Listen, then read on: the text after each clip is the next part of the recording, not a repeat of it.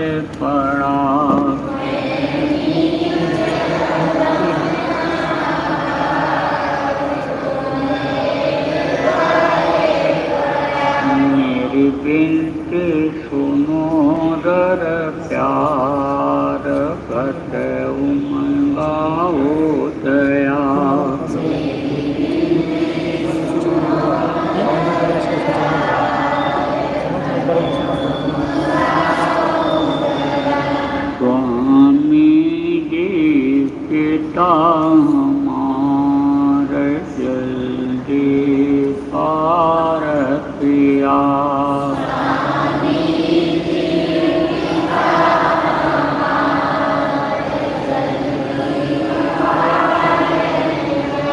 जय गुरुदेव स्वामी पिता हमारे जल्दी पार करो।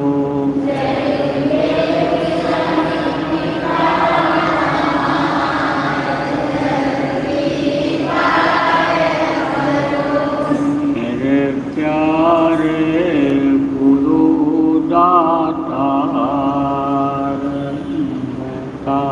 द्वारे खड़ा।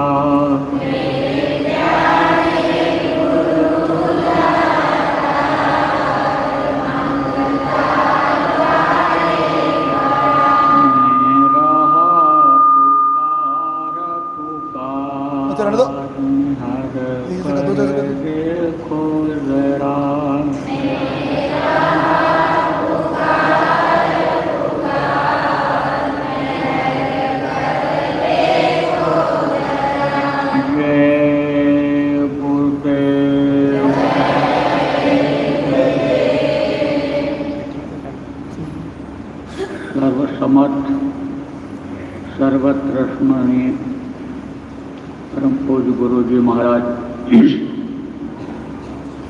उपस्थित सभी सत्संगी धर्म के बच्चे एवं बच्चियों,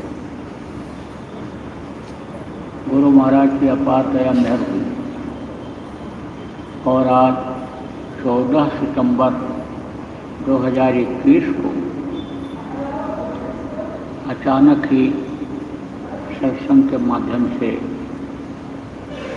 आप लोगों के दर्शन का अवसर मिला। आप लोगों के ऊपर दया कृपा मेहरबानी हुई। इधर से जा रहे हैं, चल करके मिल लो, और आप लोग आ गए। नहीं तो यह शराबत अति कठिनाई, ऐसी जगहों पर आना मुश्किल होता है। तो यहाँ तो कोई कार्यक्रम था नहीं, इधर से निकलना था, सूरत जाना था, लेकिन आप लोग इकट्ठा हो गए, मिलने के लिए आए, आपकी इच्छा हो गई कि 2 शब्द सुनने दिया जाए, तो आपको सुनने दिया जा रहा है। देखो, सत्संग बराबर सुनते रहना चाहिए। सत्संग से बड़ी जानकारी होती है, सत्संग से ही ज्ञान होता है। सत्संग हर चीज़ को याद दिलाता है, चाहे वो गृहस्थी का हो, लोक बनाने का हो या परलोक बनाने का हो। यह सत्संग वचन से जानकारी होती है, और सत्संग बराबर सुनते रहने से वो चीज़ भूलती नहीं है। आप समझो प्रेमियों, 2 चीज़ है सत्य। एक तो मौत सत्य है और एक परमात्मा सत्य है। यही 2 चीज़ आजकल भूल रही है। इसको तो आप रख लो, याद कर लो, 24 घंटे में कई बार याद करो, तो पता नहीं कब आँख बंद हो जाए और दुनिया से चला जाना पड़े। दूसरी बात यह याद रखो कि यह मनुष्य शरीर परमात्मा की प्राप्ति के लिए मिला है।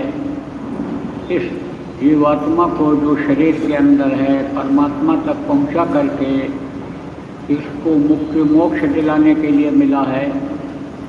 तो कहीं यह काम अधूरा न रह जाए, यह काम इस शरीर के रहते रहते पूरा हो जाए, क्योंकि यह परिवर्तनशील संसार है। देखो, यहाँ बदलाव होता रहता है। इस दुनिया का, संसार का, देश का, प्रदेश का, घर का नियम अलग अलग है। इस नियम में तो बदलाव हो सकता है, लेकिन उस परमात्मा के नियम में बदलाव नहीं होता है। अब देखो, अलग अलग देश होते हैं और अलग अलग देशों का नियम होता है। उस नियम को सब लोग नहीं जान पाते हैं। अपने यहाँ जिस देश में, जिस प्रदेश में रहते हैं, जिस गांव में रहते हैं, उन्हीं के नियम को लोग समझ पाते हैं, घर के नियम को वही समझ पाते हैं। लेकिन आप देखो, जैसे वकील होते हैं, तहसीलों के वकील होते हैं, जिला के वकील होते हैं, हाई कोर्ट सुप्रीम कोर्ट के वकील होते हैं, और पूरे विश्व के भी वकील होते हैं। उसको जो वो पढ़ते हैं उसको इंटरनेशनल लॉ कहा जाता है, यानी अंतर्राष्ट्रीय कानून कहा जाता है। तो आप ये समझो प्रेमियों, जो संत महात्मा आते हैं इस धरती पर, पूरे सद्गुरु आते हैं, वो इंटरनेशनल लॉ पढ़े होते हैं, जानते हैं वो कहाँ का लॉ, जहाँ से अल्लाह निकला है, जहाँ से यह कानून बना है, कहाँ का पूरे विश्व में जो लागू हुआ है। उदाहरण के तौर पर आपको बताता हूँ, देखो ये जितनी भी चीज़ें बनी, यह सब किसके लिए बनी? आपके लिए बनी। जो प्रकृति ने बनाया है, जिसको भगवान कहते हो, उन्होंने बनाया है। हवा है, पानी है, आकाश है, ये सितारे हैं, आपके चंद्रमा और सूरज हैं, यह सब किसके लिए बने? आपके लिए बने। शरीर की रचना इसी से होती है, माँ के पेट से ही शुरू हो जाता है इनका असर। उस समय पर माँ के असर से बच्चा बनता है। जिनका जितना असर माँ के ऊपर इनका पड़ता है, उसी हिसाब से बच्चा बनता है। तो कुछ लोग छोटे कद के होते हैं, कुछ बड़े होते हैं, कुछ काले होते हैं, कुछ गोरे होते हैं, कुछ लोग बढ़िया सुंदर शरीर पा करके माँ के पेट से पैदा होते हैं। कुछ ऐसे हैं कि जिनका हाथ पैर यानी सही ढंग से नहीं बन पाता है, लूला लंगड़ा जिसको कहते हो, वो पैदा हो जाते हैं। तो इन्हीं कारणों से होता है। न जानकारी की वजह से बच्चे ठीक से नहीं पढ़ पाते हैं, तो आप बन पाते हैं। तो आपको समझने की ज़रूरत है कि ये जितनी भी चीज़ें ये आती हैं, ये संकेत देती हैं। घड़ी आप लगाते हो कमरे में, तो घड़ी जिसने बनाया ऐसे नहीं बना दिया, इसलिए बनाया कि उसको देखते रहो। समय निकला जा रहा है, एक एक मिनट निकल रहा है, और जब 12 बजता है तब देखो दोनों जो सुई है वो एक जगह से इकट्ठा हो जाती है, और फिर जैसे किसी को दोनों हाथ ऐसे जोड़ दो, तो जब हाथ जोड़ देता है तो समझ लेता है अब आगे कुछ नहीं। खिलाने लगो किसी को, हाथ जोड़ दे तो कहोगे अब नहीं खाएगा, अब नहीं। तो हाथ जोड़ देता है आदमी, गलती भी करता है, और आप माफ़ी मांग लेते हो हाथ जोड़ करके, तो माफ़ कर देता है। ऐसे ही एक समय ऐसा आता है जीवन में कि यह शरीर माफ़ी मांग लेता है कि आप नहीं कर सकते हो। उसका संकेत पूरे जीवन में मिलता रहता है। आप तो अनुभव करते हो कि बचपना निकला, फिर जवानी आई, फिर बुढ़ापा आया, बुढ़ापा में शिथिलता आने लगती है, जैसे आने को होता है, बाल पकने को होता है, झुर्रियाँ पड़ने को होती हैं, तैसे ही शरीर में ताकत कम होने लगती है। और एक समय ऐसा आता है कि यह शरीर रुक जाता है, नहीं कर पाता है। तो आप ये समझो, ऐसे ही एक समय ऐसा आता है कि जो समय आपको जीवन का मिला, खर्च करने का सांसों की पूंजी का, वो जब खत्म हो जाती है तब फिर आगे कुछ नहीं हो सकता है। एक एक श्वास जो लेते हैं इसमें समय निकलता है। पूंजी किसको कहते हैं? रुपया पैसा। कहते हो हमारे पास केवल 5 लाख रुपए की पूंजी है, इसी से हम व्यापार करेंगे, इसी से दुकान करेंगे, इसी से शादी ब्याह करेंगे, और कोई पूंजी नहीं है। ऐसे सांसों की पूंजी है, यह आपको खर्च करने के लिए मिली है, और जैसे ही ये खर्च हो तैसे ही, जैसे घड़ी हाथ जोड़ देती है, ऐसे ये शरीर हाथ जोड़ देगा, आप कुछ नहीं हो सकता। देखो शरीर कमज़ोर हो जाता है, तो कोई काम में मन लगता है। भजन ध्यान सुमिरन भी जब तक शरीर चलता है तब तक हो सकता है। शरीर के खाने के लिए, पहनने के लिए, रहने के लिए जो आप इंतजाम करते हो, शरीर जब चलता है तभी कर पाते हो। शरीर जब तक सही रहता है तब तक भजन ध्यान भी होता है। कोई बीमार पड़ा है और उससे कहो उठ बैठ नहीं सकते हो, लेकिन ये राधा कृष्ण आपके बगल ऐसे बैठे रहेंगे, तो भगवान बैठे रहेंगे, लेकिन उठ बैठ नहीं सकते हो, चल फिर नहीं सकते हो, लेकिन ये भगवान आपके साथ रहेंगे। तब वो कहेगा भगवान से ही कह दो हमको ठीक कर दें, हम चलने फिरने लायक हो जाएं, तब भगवान भी हमको अच्छे लगेंगे। तो प्रेमियों ये सब संकेत है। रात और दिन देखो एक परिवर्तनशील है। परिवर्तनशील इसीलिए बनाया, परिवर्तन किया कि देखते रहो। उजाला है, एक समय ऐसा आएगा अंधेरा आ जाएगा। जैसे आँख खोलते हो उजाला रहता है, आँख बंद कर लेते हो अंधेरा हो जाता है।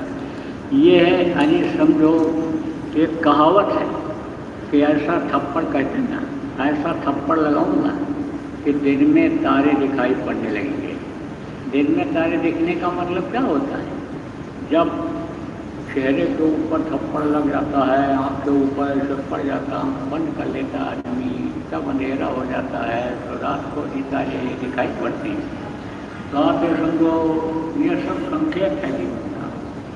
एक दिन बदलता है, तारीख बदलती है। देखो सोने के बाद तो आदमी को पता रहता कहाँ सोने हैं, खाने के बाद में तो आदमी को पता रहता है कि क्या खाए हैं। सारा स्वाद थोड़ी देर के बाद ही खत्म हो जाता है। खाते तक ही स्वाद रहता है। अब आप समझो खाने में ही, सोने में ही अगर लगे हो गए तो और काम, आपका जो असीला काम है वो नहीं कर पाओ। अपना भजन ध्यान सुमिरन आप नहीं कर पाते हो। इसमें जो बैठे हो, मैं देख रहा हूँ सब लोग नियमित रूप से नहीं करते हो। कुछ लोग सुमिरन नहीं करते हैं, कुछ इसमें देख रहा हूँ वो भी नहीं करते हैं, खाली हाथ जोड़ देते हैं फोटो के सामने। कुछ नामदानी ऐसे भी होते हैं, फोटो भी नहीं लगाते। ऐसे जब मुसीबत आती है तो जब जो बोलते हैं वो तो अलग अलग समझो जीव होते हैं, अलग अलग संस्कार के होते हैं। तो आपको तो जब पढ़ाई करो तो अव्वल दर्जा पास हो, फर्स्ट क्लास पास करो, अच्छा नंबर लाओ। ये आध्यात्मिक स्कूल है आपका जहाँ जिसमें भर्ती हो। तो आपको मैं बता रहा था कि सोने के बाद फिर किसी को ये उम्मीद नहीं रहती है कि हम फिर सवेरा देखेंगे। कहते हैं कल किसी ने सवेरा, कल किसी ने देखा नहीं। सवेरा की उम्मीद नहीं रहती है। दिन में तो जरूर ये रहता है। भगवान से प्रार्थना करते हो, आप गुरु के भक्त हो, गुरु को मानते हो, गुरु से प्रार्थना सुबह करते हो कि हमारा दिन अच्छा निकले। जो भी रोजी रोजगार आप करते हो, काम धंधा करते हो, दफ्तर में जाते हो, खेती का काम करते हो, प्रार्थना तो करते हो कि अच्छा निकले। लेकिन रात को सोने के बाद फिर होश नहीं रहता। दिल में जब जगते हो तब तो उम्मीद रहती है कि आप रात देखोगे, लेकिन सोने के बाद पता नहीं रहता है कि सवेरा भी देखेंगे। तो ये क्या संकेत देते हैं कि तुम्हारी उम्र खत्म होती जा रही है। मैं काट रहा हूँ तुम्हारी उम्र को। एक को संतों ने सफ़ेद चूहा बताया, दूसरे को काला चूहा बताया। रात को काला चूहा का उदाहरण दिया और दिन को समझो सफ़ेद चूहा का उदाहरण दिया। आप ये समझो प्रेमियों, ये दिन रात जो आते हैं ये उम्र को काट कर ख़त्म कर दे रहे हैं। संकेत देखो, सूरज जब निकलता है तब लाल होकर निकलता है, और जब अस्त होने को होता है तब भी लाल होकर निकलता है। तो रोड पर तो आप चलते हो और वहाँ पर लाल बत्ती जलती रहती है, वहाँ तो रुक जाते हो, उसको तो समझते हो, लेकिन इस लाल को समझते हो। देखो जब सत्संग लोगों को मिलता रहता था प्रवचन होता रहता था जगह जगह, ज्ञानी लोग थे, ऋषि मुनि ही क्यों न रहे हों, लेकिन उपदेश अच्छा ही देते थे। तो वो बताते थे कि प्रणाम करो, लाल जब दिखाई पड़ जाए समझो खतरा है, दिन में भी खतरा, रात को भी खतरा, सब लोग प्रणाम करते थे। लाल को देखकर सुबह सूरज निकलते समय, अस्त होते समय। प्रेमियों, इन बातों को बताने का मतलब यही है कि चेतो, हंसे न रहो इसलिए। भगवान ने भोग बनाया, किसके लिए बनाया? भोगने के लिए, लेकिन फंसने के लिए तो नहीं बनाया। फंसो मत इसमें। दिन रात अगर आप काम करते रहो गृहस्थी का और सुलझाते रहो तो गृहस्थी तो भी सुलझने वाली नहीं है। ऐसा जाल बना दिया है जिसके देश में रहते हो, जिनको काल भगवान कहा गया, ईश्वर कहा गया, उन्होंने ऐसा जाल आपके लिए बना दिया है कि जैसे मकड़ी जाल बना लेती है, फंस जाती है, ऐसे ही फंसने के लिए बना दिया। मकड़ी क्या करती है? जाल बनाती है, किसके लिए? अपने रहने के लिए, लेकिन फिर उससे बाहर निकल नहीं पाती है। एक कटोरे में आप शहद रख दो, एक मक्खी आती है कटोरे के ऊपर बैठ करके और शहद को खाकर उड़कर चली जाती है। दूसरी मक्खी आती है, कटोरे में कूद पड़ती है, खूब खाती है शहद, लेकिन पंख फंस जाते हैं, निकल नहीं पाती है। इसलिए उसको मत तो आपको बताया गया। गुरु महाराज के जो आप नामदानी हो, गुरु महाराज बराबर बताते रहे कि 24 घंटा आपको मिला है, इससे ज़्यादा समय किसी के पास नहीं है। तो 22 घंटा अपनी गृहस्थी के लिए काम करो, बाल बच्चों के लिए करो, अपने शरीर के लिए काम करो। उसके लिए आप चाहे खेती कर लो, दुकान कर लो, नौकरी कर लो, कुछ कर लो, बेकार न बैठो। गुरु महाराज ने यही कहा करते थे, मैं भी यही कहा करता हूँ। बच्चों से, जवानों से, बहुत से लोग माता पिता पर ही निर्भर हैं, कमाई कुछ नहीं कर रहे, बासी रोटी खा रहे। बासी रोटी जानते हैं? ठंडी रोटी जिसको कहते हैं, शाम की रोटी बनी हुई सुबह जब खाते हैं तो उसको ठंडी रोटी, बासी रोटी कहते हैं। तो एक लड़का खट्टा खट्टा पहलवान एक आदमी का था, पढ़ाया लिखाया सब कुछ किया और काम न करे। एक ही लड़का था, समझाता रहे पिता, माँ भी समझावे, लेकिन कुछ नहीं। क्यों? क्योंकि अच्छे कंपटीशन में आ जाएंगे, अच्छे वजह पर चले जाएंगे, छोटा मोटा काम नहीं करेंगे, बड़ा करेंगे, अरबपति खरबपति बनेंगे। तो माँ जब रोटी बनावे और उसको परोसे तो दे तो गर्म गर्म, लेकिन बोले कि ठंडी रोटी खा ले, दे ठंडी रोटी खा ले। तो उसने बोले खा तो ले। तो समझे माँ ऐसे कुछ बोल रही, कह रहे। तो एक ही लड़का था, बोले भाई संपत्ति है, जो कुछ कमाया अच्छे के ही काम आ जाए, चलो। सबकी इच्छा ये रहती है कि लड़के की शादी हो जाए, संतान हो जाए, कोई खानदान में कोई दीपक आ जाए, बच्चा पैदा हो जाए, ना कि पोता। सबकी ख्वाहिश ये समाज में रहती है। तो कहा लड़के की शादी कर लिया, शादी कर दिया, औरत भी आ गई, डबल खर्चा हो गया। आप देखो झगड़ा क्यों होता है? शादी के बाद तुरंत खर्चा शुरू हो जाता है और कमाई उतनी नहीं होती है, तब उसी में लड़ाई झगड़ा टेंशन होता है।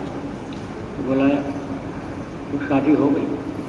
जब शादी हो गई और बहू आई, रहने लगी, तो जो उसके लड़के की मत थी वो कहीं जाने लगी।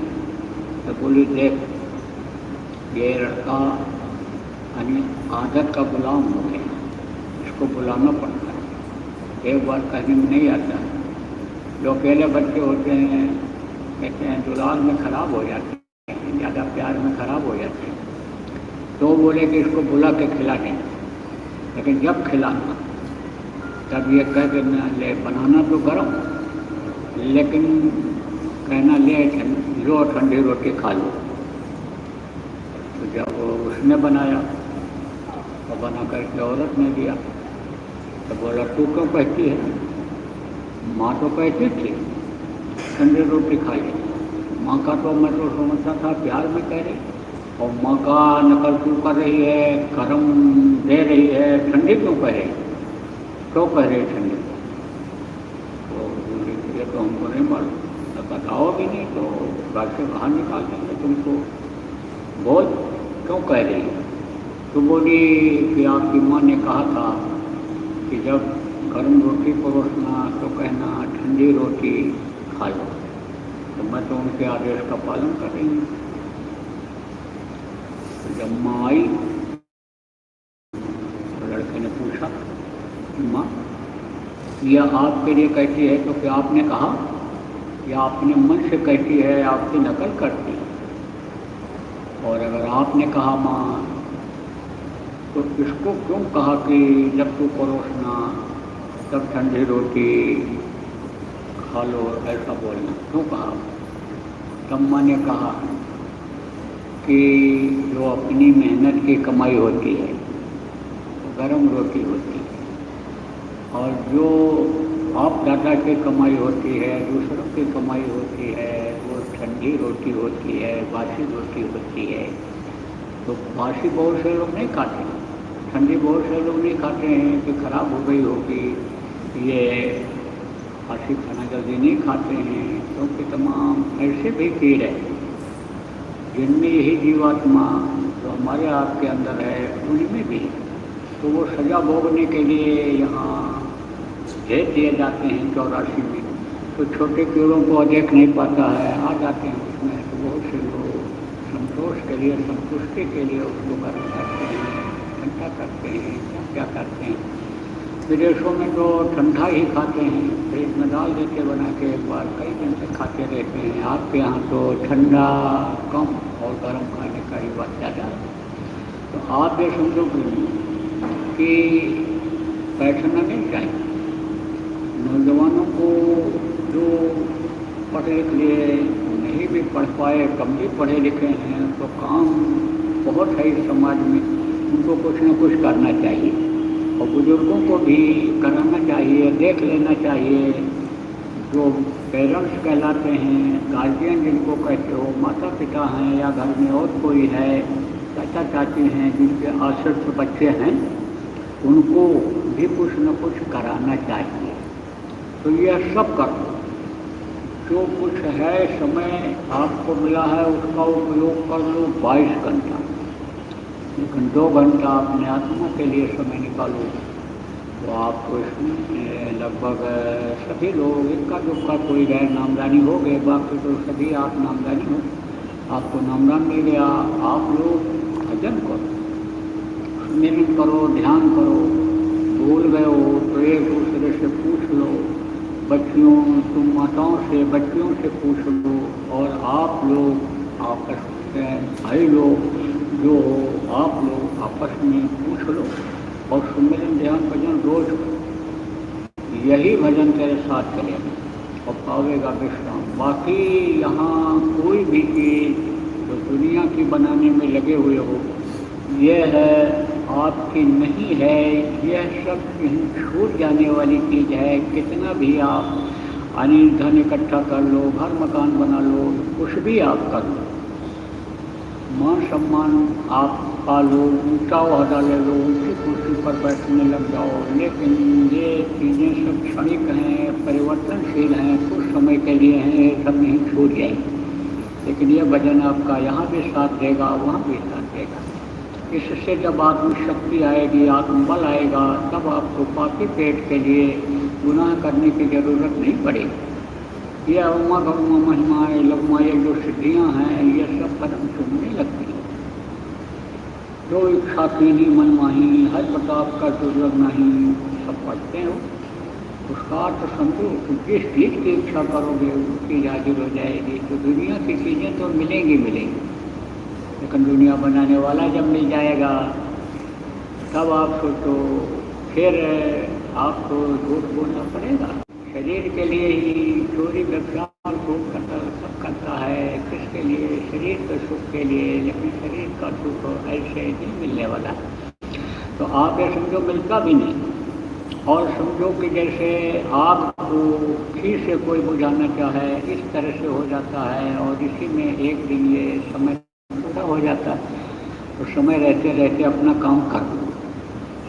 पहले तो उम्र पूरी होने के बाद तब शरीर छोड़ते थे, लेकिन अब इस समय घर से आदमी निकले, कोई गारंटी नहीं है कि 2 घंटे के बाद ठीक ठाक वापस आए।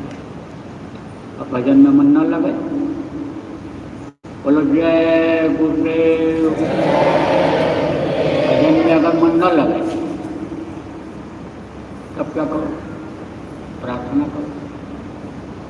प्रार्थना आप लोग याद करते नहीं हो। हर सत्संगी को कम से कम 2-3 प्रार्थना याद होनी चाहिए। प्रार्थना से क्या होता है? भजन में मन लगने का माहौल बनता है। आप ये समझो कि भोजन एकदम से नहीं तैयार हो जाता, उसके लिए वहाँ सफाई करनी पड़ती है और वहाँ पर सामान इकट्ठा करना पड़ता है, फिर भोजन बनता है। ऐसे कोई काम करने से पहले समझो कि प्रयास किया जाता है कि इसमें हमको सफलता मिल जाए। भोजन के लिए आप समझो कि नमक का इंतजाम नहीं किया तो कहते 36 प्रकार का भोजन बेकार जाता है। इसलिए हर चीज़ को इकट्ठा जैसे करते हो, उदाहरण आपको देता हूँ। ऐसे संतों ने रास्ता निकाला कि एक से काम न बने तो दूसरा करो, दूसरे न बने तो तीसरा करो। काम आपको अशिला करना, भोजन आपको बनाना है, पानी नहीं मिल रहा है तो जाते हो दूर से लाते हो, नल बंद है कुएं से लाते हो, कुआं नहीं मिलता है तो कहीं से भी पानी लाते हो, तभी तो बन पाता है। ऐसे भजन न बने तो प्रार्थना करो। प्रार्थना में भी मन न लगाए, प्रार्थना रो अंतर में, विरह की प्रार्थना बोलो, तड़प की प्रार्थना बोलो, तो वो आवाज़ वहाँ पहुँच जाए। देखो जब याद करके बोलते हैं मेरे प्यारे गुरु दाता ममता द्वारे, तो गुरु को याद करते हैं तो ये आवाज़ वहाँ पहुँचती है। और याद नहीं करते हैं तो गुरु देखते नहीं। बोलते तो प्रार्थना तो बोलते हो लेकिन उनको याद नहीं करते। जिसकी प्रार्थना बोलते हो याद नहीं करते हो, मन कहीं और रहता है तो वो सुनवाई नहीं होती। और प्रार्थना अगर आप समझो कि बोलो और वो सुन ले तब दया कर देते। किसके ऊपर? मन के ऊपर। क्योंकि मन ये राजा हो गया है शरीर का। मन जो कहता है वही करने की आपकी आदत बन गई। तो बजाय मुक्ति मोक्ष आत्मा को दिलाने के, मन तो आपको फंसाना चाहता है, नरकों में 84 में धकेलना चाहता है। तो मन शरीर का राजा बन गया और मन शरीर से सब काम कराता है, शरीर को जल्दी बैठने नहीं देता है। तो जब गुरु दया करते हैं तब दया की जो धार होती है वही जब मन पर पड़ती है तो मन ढीला पड़ जाता है, शिथिल पड़ जाता है। अब आप जब प्रार्थना ही 2-4 अगर बोल लोगे, भजन ध्यान में मन लगता है तो मन स्थिर हो जाएगा। और अगर तो भी देखो कि कर्म ज़्यादा आ गए शरीर में, समझो कि कर्मों का मात्रा भंडार ज़्यादा हो गया, कहीं से एक करके इकट्ठा कर लिया, सुन करके इकट्ठा कर लिया, मुँह से निंदा बुराई करके इकट्ठा कर लिया, किसी को दुख दे करके इकट्ठा कर लिया, शरीर के अंगों से बुरे कर्म को इकट्ठा कर लिया, तब प्रार्थना में भी मन नहीं लगता है। तब क्या करना चाहिए? भजन ध्यान बने, उसके लिए प्रचार करना चाहिए, लोगों को बताना चाहिए। जो भटक रही है, कौन भटक रहा है? दुनिया भटक रही है। किस लिए भटक रही है? चमक के लिए भटक रही है, पाने के लिए भटक रही है, किसके लिए? माया के चक्कर में दौड़ रही है। तो कहते हैं माया छाया एक सी बिरला जाने को, और भक्ता के पीछे फिरे सन्मुख भागे छोड़। माया तो छाया, छाया किसी की होती है, किसी की नहीं होती। पता रहता है आदमी और आखिर में कोई चीज़ हाथ नहीं आती है। तो आप ये समझो कि परछाई के पीछे अगर कोई दौड़े तो परछाई हाथ आती है। देखो मृगा को भ्रम हो जाता है कि कस्तूरी मिलेगी, सुगंधी उसकी आती है, नाभि में रहती है, लेकिन उसी चक्कर में वो घूमता रहता है। आप देखो समझो कि रेगिस्तान की तरफ जाओ, देखो जब सूरज की किरणें पड़ती हैं तो मालूम पड़ता है कि पानी ऐसे दिखाई पड़ रहा है, लेकिन पानी मिलता नहीं है और उसी में ये जान दे देते हैं। तो आपको समझने की ज़रूरत है कि शांति और सुख तो यहाँ है ही नहीं। जिस चीज़ में खोज रहे हो वहाँ तो सुख और शांति है ही नहीं। तो माया के चक्कर में आदमी दौड़ता रहता है तो उसका जीवन खत्म हो जाता है। लेकिन भगता के पीछे पे और सन्मुख भागे सोए, थोड़ी देर के लिए अगर आप छोड़ोगे माया, माया पीछे पीछे चलेगी, माया पीछे चलती है। जिस चीज़ को देखो आदमी पाने की कोशिश करता है, आजकल वो चीज़ जल्दी नहीं मिलती है, और जिस चीज़ को त्याग देता है वो उसके पीछे पीछे लगी रहती है। देखो आजकल आज तक जितने भी त्यागी लोग हुए नाम उन्हीं का हुआ, मूर्तियाँ उन्हीं की बनी, रासलीला रामलीला उन्हीं की जा रही है। अगर द्वारिका की गद्दी पर बैठे रहते राम काम कृष्ण, तो कृष्ण का नाम न होता। राम अगर गद्दी पर ठोकर मार करके अयोध्या की न गए होते जंगल, तो उनकी पूजा न होती। लगोटी लगाने वाले की ही पूजा होती है, जो त्याग करता है उसकी पूजा होती है। तो देखो दुनिया वाले जब या तो ना समझी में या समझी में भी अपना कर्म जब नहीं छोड़ रहे हैं, जिसमें लगे हुए हैं, तो आप तो अच्छे हो, आप जीव तो अच्छे हो। गुरु ने आपको अपनाया है तो गुरु ने अपनाया है जीव को। जो नहीं भी अच्छा होता है गुरु अपना लेते हैं, उसको अच्छा बनाते ही। तो आप जो अच्छे जीव हो तो आप अपने कर्तव्य को बदलो, आप अपने कर्तव्य का पालन करो। आप अपना जो निशाना है, लक्ष्य है, जीवों को जगाने का, जो गुरु महाराज का राह है, उनको जगाओ, उनको बताओ। जो पुराने लोग हैं उनको समझ ध्यान रखें, समझाओ उनको। हम के बारे में जो बताया जा रहा है उसको बताओ, लोगों को नामदान के बारे में बताओ, उनको प्रेरणा दो, समझाओ। कई नाम जब तक असली नहीं मिलेगा तब तक ये जीवात्मा अपने वतन घर में भूल सकती है। नए 84 में संकट काटते रहना पड़ेगा। इसलिए वो नाम लोग जिसके लिए कल केवल नाम मदारा महाराज का एक आधार है इसको पहुँचाने का, तो वो नाम कहाँ मिलेगा? नाम रहा संतन आधीना, संत बिना कोई नाम नहीं, तो उनके पास पहुँचो जहाँ से नामदान मिलना है। जो नामदान देते हैं, जो अधिकारी हैं नामदान देने के, तो नामदान दिलाओ।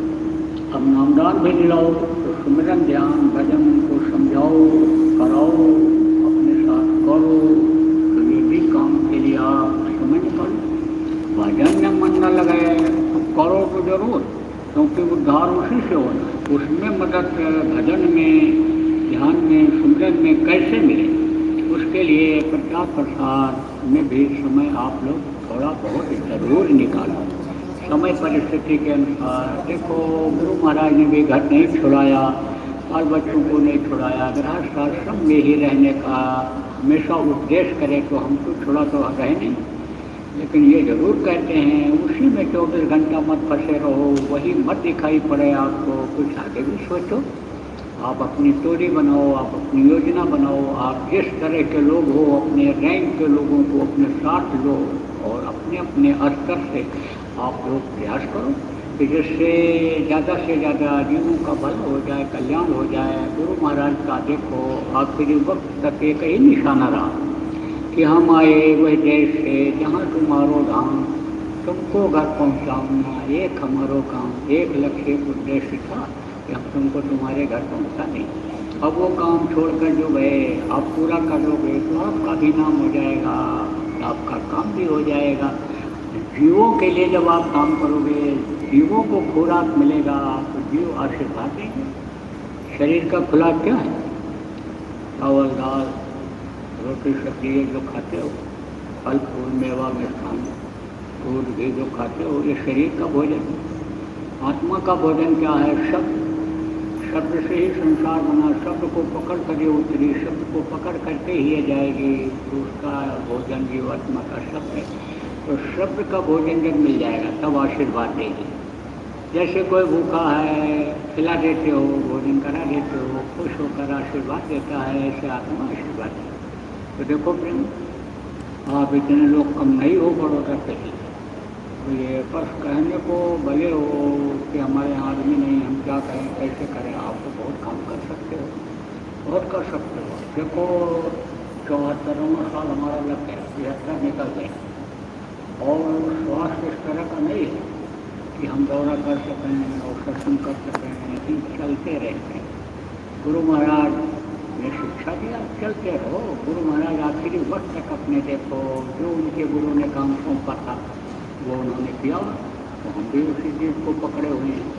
तो प्रेमियों देखो, यहाँ पर कोई कार्यक्रम नहीं था, और कार्यक्रम मांगा तो था ही नहीं, जिम्मेदार लोगों ने, और अपने गांव के प्रेमी भी चाहते हैं वहाँ कार्यक्रम हो जाए, लेकिन बरसात में इस समय आपके गांव में कार्यक्रम नहीं हो पाएगा। देखो यहाँ छाया थी, आप बैठ गए और कुछ सुना दिया गया, लेकिन गांव में इस समय जब तक मौसम साफ न हो जाए तब तक वहाँ कार्यक्रम होने में दिक्कत है। आप तो व्यवस्था अपने हिसाब से करोगे, लेकिन लोगों को उतना लाभ फायदा नहीं मिल पाएगा। मान लो बारिश होने लग गई, इंतजाम तो खूब किया आपने, बढ़िया शेड भी तिरपाल लगा दिया, बढ़िया आपने पानी रोकने के लिए बनवा दिया, वहाँ व्यवस्था सब कर दी, लेकिन पब्लिक नहीं आएगी सुनने के लिए, तो जिसको सुनाना है वही नहीं आएगी, तो आपका लक्ष्य पूरा नहीं होगा। क्योंकि खाली सत्संग कराना ही तो लक्ष्य नहीं, सत्संग से लोगों को फायदा हो, सुनें समझें मानें चलें उस पर, तब तो उसका लाभ आपको मिलेगा। इसलिए देखो, अब आजकल में वहाँ कार्यक्रम नहीं हो सकता है, और ज़्यादा दिन वहाँ रुक कर हम क्या करेंगे, इसलिए हम अब आगे बढ़ेंगे, सूरत जाएंगे। सूरत में वहाँ 2-4 दिन जब तक समझो कि गुरु महाराज के दया मोद रही रहें, फिर आपके घर का देख लें, आप लोग देखे रहो, जो जिम्मेदार लोग हो, कहाँ कहाँ सत्संग कराना है, कैसे कहाँ क्या हो सकता है, समय मिलता जाएगा, और मालिक कराना चाहेंगे तो आपके यहाँ होता जाएगा, नामदान भी होता जाएगा। तो बोलो जय गुरुदेव, जय गुरुदेव, जय गुरुदेव, जय गुरुदेव, जय गुरुदेव, जय जय गुरुदेव, जय गुरुदेव,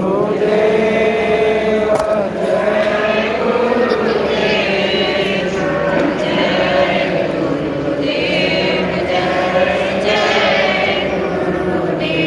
आप लोगों को सत्संग में सुनाया गया, महापुरुष जब आते हैं तो एक नाम को वो जगाते हैं, मुँह से बोल करके, तो वो वर्णात्मक नाम होता है। तो ये जय गुरुदेव नाम गुरु महाराज ने जगाया, वो तो 5 नाम का सुमरन करना बताया, अलग नाम दान दिया, सभी संतों ने यही नाम बताया जो गुरु महाराज ने बताया, आपको बताया जा रहा है पहले। लेकिन ये जो जय गुरुदेव नाम है, ये इसलिए कि इसका लोग आजमाइश करें, इससे फ़ायदा उठाएं, विश्वास हो लोगों को कि भाई जय गुरुदेव नाम बताने वाले हमारा बुरा नहीं भला ही करेंगे।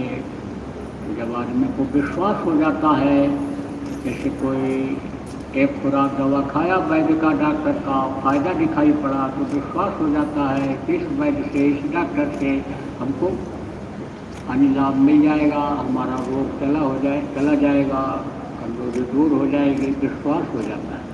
तो ये जो जय गुरुदेव नाम, इससे लोगों को विश्वास होने लगता है।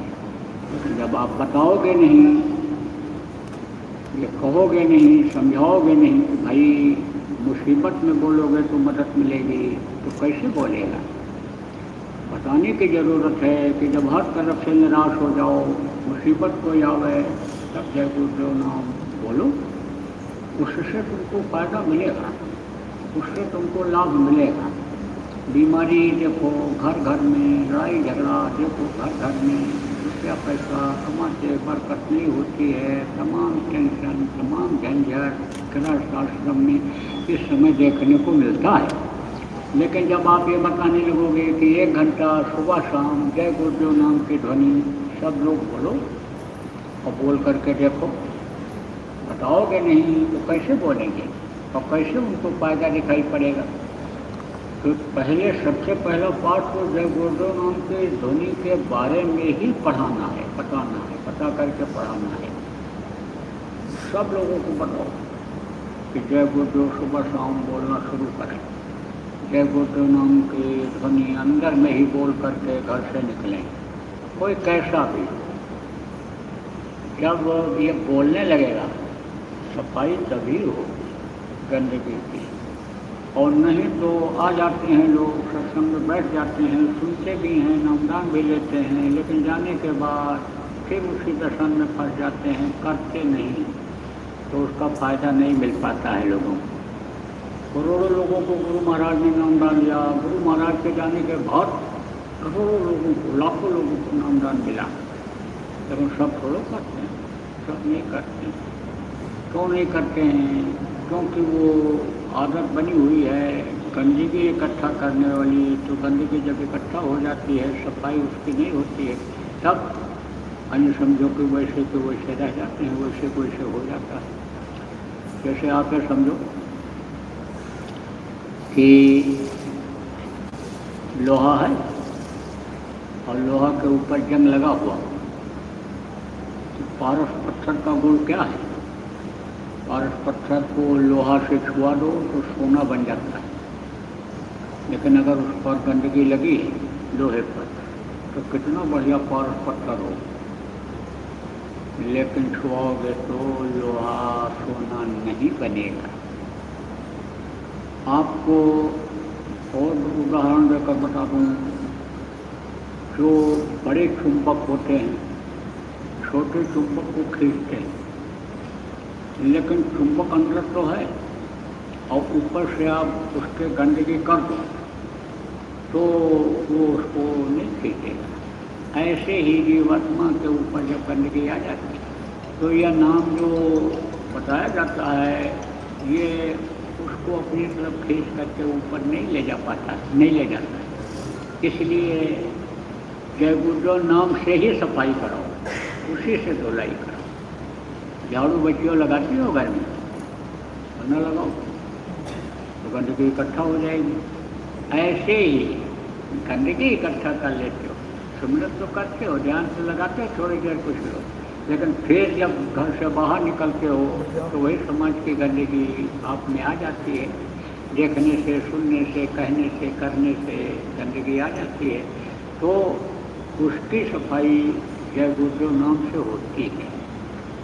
जब तक आप अपने अपने घरों में जय गुरुदेव नाम की ध्वनि बच्चियों शुरू नहीं करोगी तब बातों का असर नहीं पड़ेगा। जब तक भोजन बना करके आप जय गुरुदेव नाम की ध्वनि बोल करके अपने बच्चों को खिलाओगे नहीं, तब तक कभी उसका असर नहीं पड़ेगा।